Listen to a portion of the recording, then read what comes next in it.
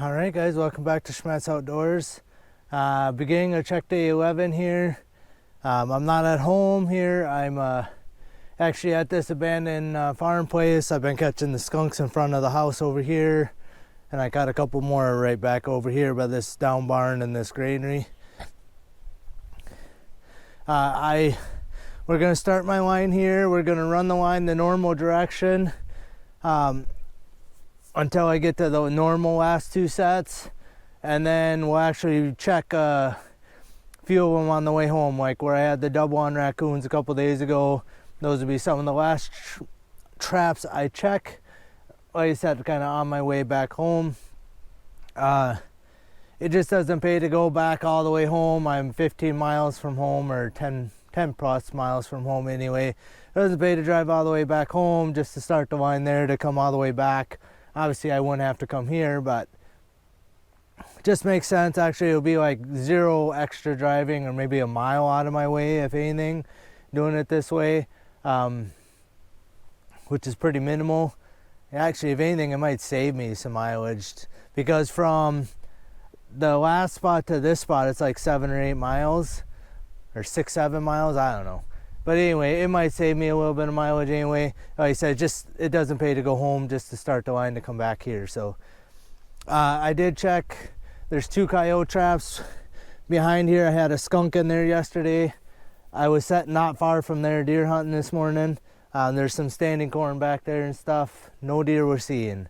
And then the neighbors over here started driving four-wheeler earlier than I would have liked. Let's put it that way. They started driving four-wheeler. I don't know if they shot a deer back in there. There was one shot, but it sounded farther away than what these guys are. But that was the direction I expected a deer to come from. And then they were driving four-wheel around. So, but yeah, so I did check those. I've checked all the sets around the yard here, and I did pull one. I had a dog proof back behind this little building back here, behind this building. It hasn't made any catches this entire season. But it's been set off like 3 days in a row now with nothing in it, no catch circle, nothing like that. But you can see this part of the dog here should go straight from this here, should stick straight. See how it's bent, kind of like a teardrop? It shouldn't be like that. Let's see if I can hold this. Let's see, you guys can see. All right, so this should come straight out this direction, straight. Well guys, I hate to say it, but these traps might be the ones that keep me from getting skunked today and tomorrow. There's that bigger Sioux on this side of the road here. I just got these trail sets in here. So this one here, yesterday I showed you nothing had went or set it off in a few days. See the old muskrat right there. So I ended up just pushing it down into the water just a little bit more, because it seemed like it was setting kind of high. That's a nice big muskrat. That's probably the biggest one I've got here in about 3 days. And then the other one. Where is my other one?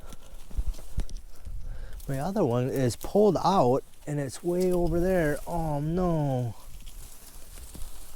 We had a second muskrat. And the mink got a hold of him. And got him drug out over there. I'm probably lucky I didn't lose my trap, that he didn't slide it off the bottom of my pole here. Because this here, you only got that much and it would have slid off the end. Well, we had a double here. We'll take that guy home and look at him a little bit. I don't know if he's going to be worth skinning or not. There probably ain't much left of his head. And for some reason, minks tend to eat their head first. So,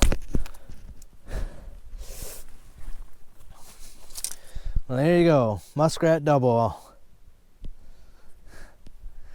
Go all the way almost to the very end here. So that's 50 and 51 now. We go almost to the very end here, and then now I got a stinking mink chewed me up. At least he didn't get this bigger one. That one looks like a smaller muskrat, so that's a shame. Hopefully maybe tomorrow we'll reset these. Hopefully maybe tomorrow that stupid mink will be here. That'd be good. Get rid of him so he ain't chewing up my muskrats next year. But all right, we'll go a quick look. Nice big muskrat, chewed up muskrat, and we'll be on our way. We'll get these two both reset here, and yeah, at least we ain't skunked for the day. All right, guys, so I'm out here checking these two beaver sets that I added yesterday. I think I mentioned yesterday, I thought the wind was supposed to stay out of the south for a couple days here, or for another day at least. And it was overnight, so at least that might have helped some. But we made a catch in one here, but we're gonna end up pulling this set for sure. The other one should be out of the wind a little more, but the wind's gonna be blowing the wrong direction anyway. I haven't checked that one, but what I had is, right here I had a 330 set, and I was using these two rocks, and I kind of threw some weeds and stuff on this side. There's kind of some stuff already on that side, but I could see my trap was set off, but I'm pretty sure that's not what I want to be catching. I got myself a muskrat in my 330. So I said that's not really what I want to be catching in my 330, but I guess we got at least one more decent muskrat. Yeah, I don't know, he just looks like, oh, he's got a big mark there. I'm wondering if a mink didn't get to him too or something, because he's got a big gash in his back right there. I don't know.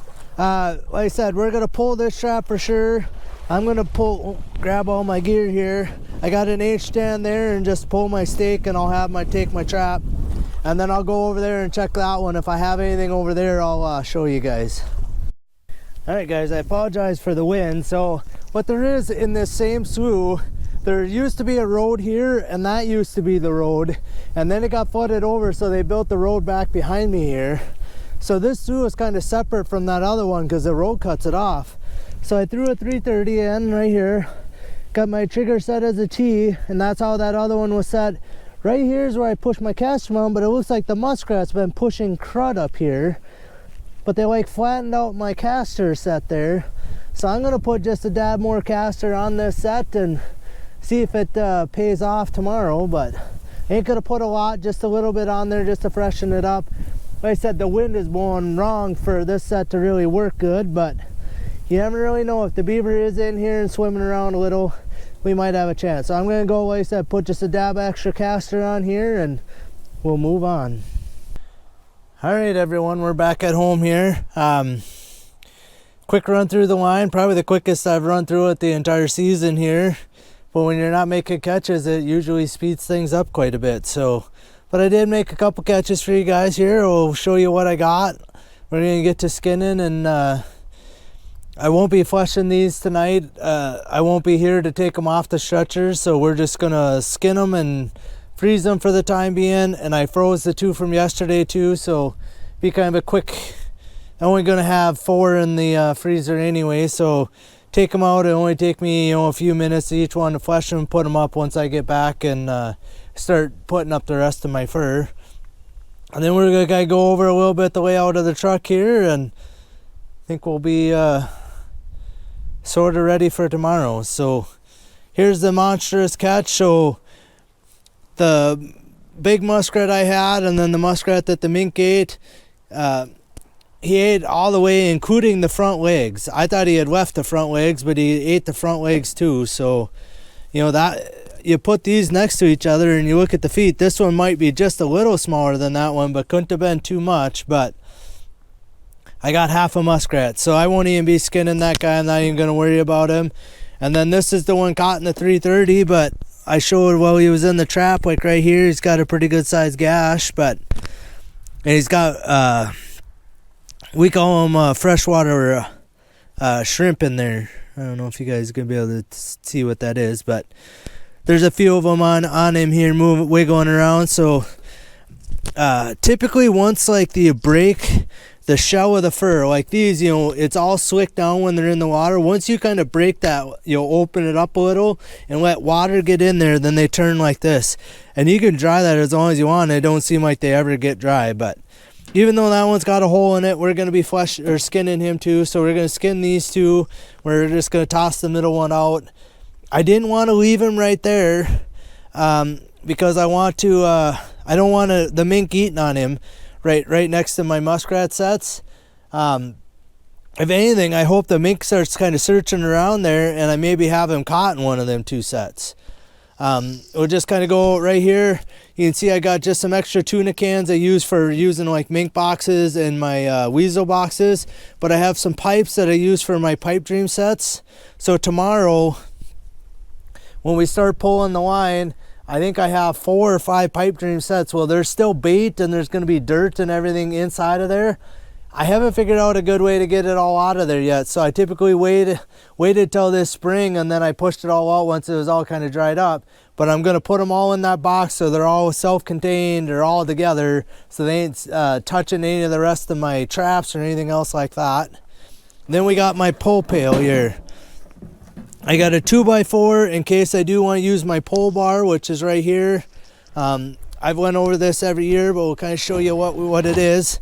So what I can do is I hook this over the loop of my cable stake, put this on my board, or if the ground's hard enough, pull so you kind of get it started.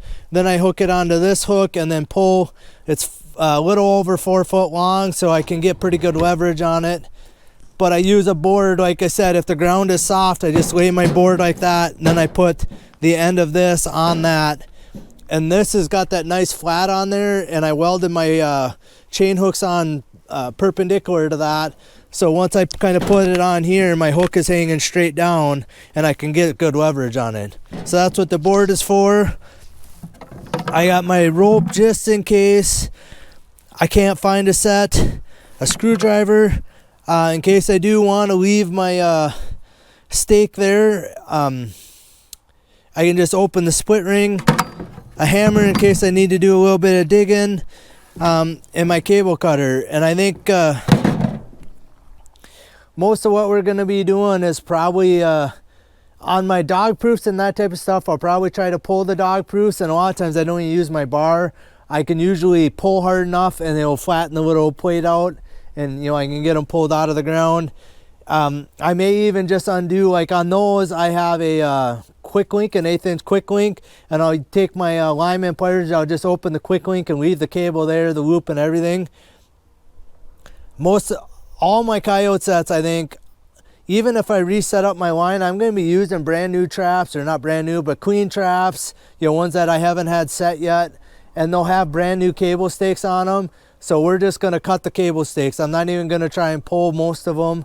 I may pull a couple here or there. I have a couple in mind that I probably will be trying to pull anyway. If I can't pull them, if I can pull them some and cut off, whatever I can get. But that's what the cable cutter's for.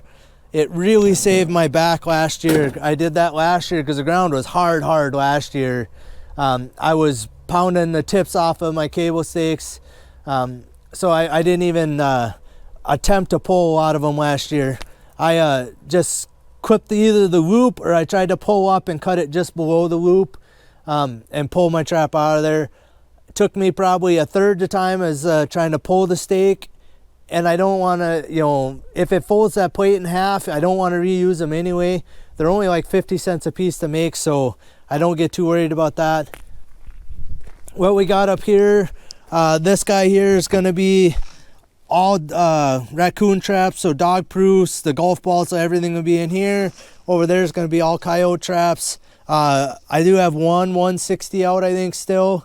Maybe I have one for sure, but he'll just go in with the raccoon traps. I do have a few spares here still and a few there. I won't be putting spares out. I just didn't take them out of here today. This here has extra bait and lure. I'm going to take that out of here before when I get done filming here. I'm going to carry that back in my basement. I took my Coyote bag and my raccoon pail, and I'm just going to store them in the garage over here while I'm gone. Once I get back, I can take all the bait. If I don't reset my line up, I can take the bait and lure and put it in back in that pail, and kind of get everything kind of all put away that way. But otherwise, until then, they can be in this garage, so they're not in my house garage here smelling up the garage. So So the best I can tell, I think I'm ready for pull day tomorrow. Like I said, it's going to be muddy. I'm going to be walking out to a fair amount of sets, but that's just the way it is. I think that's all I got for you. Hopefully we got a couple more muskrats tomorrow to show you. Hopefully not mink ate up ones. Maybe even catch a mink there. But yeah, we're going to be pulling the line tomorrow. I kind of hate to say it, but I'm also sort of ready for it. And, you know, as you guys can tell, I'm way down on my catches from what I normally am. It's just been a tough season all around. I'm kind of looking forward to this mule deer trip and just actually be able to like just kind of relax, if you want to call it that. I'll be hunting all day long, but you know, it's a little more relaxing than running a trap line. So, all right, that's all I got for you guys today. I just want to say I appreciate you guys for riding around with me this season, and hopefully tomorrow we got a few catches to show you. We'll see you out on the line tomorrow.